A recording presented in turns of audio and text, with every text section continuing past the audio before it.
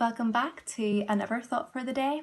My name is Cara and I'm a member of Rich Hill Methodist Church, and today we're continuing to look at this week's topic of compassion. So when I was reflecting on stories where compassion is shown, one of the first which popped into my head was the children's story of Charlotte's Web.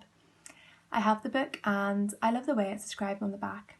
It says, "This is a tale of how a little girl named Fern, with the help of a friendly spider, saved her pig Wilbur from the usual fate of nice fat little pigs."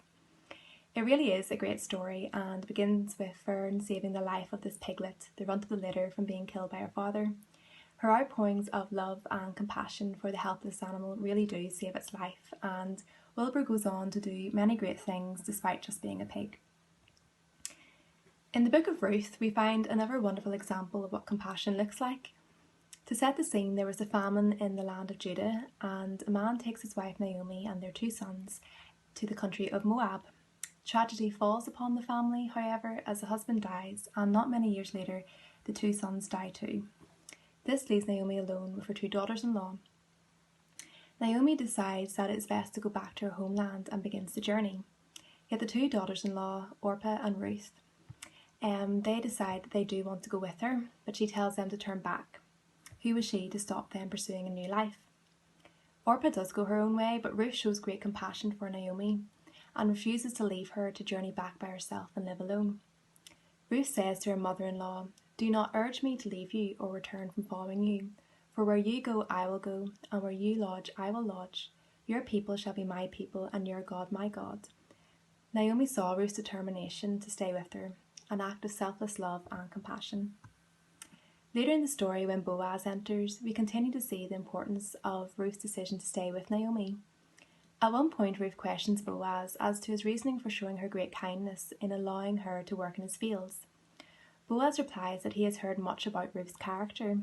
He says to her, "All that you have done for your mother-in-law since the death of your husband has been fully told to me, and how you left your father and mother and your native land and came to a people that you did not know before. The Lord repay you for what you have done, and a full reward be given to you by the Lord, the God of Israel, under whose wings you have come to take refuge." How wonderful is this story? From just looking at Ruth's character, we can learn so much about how to be compassionate. One of the things that really strikes me is the strong element of sacrifice that is involved. Ruth went outside of her comfort zone and put another before herself in order to show them love. She turned her back on an easier life and chose to help someone who was much more vulnerable and in need than herself.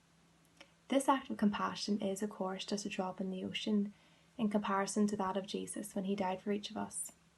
This was the ultimate display of compassion, and we love because he first loved us.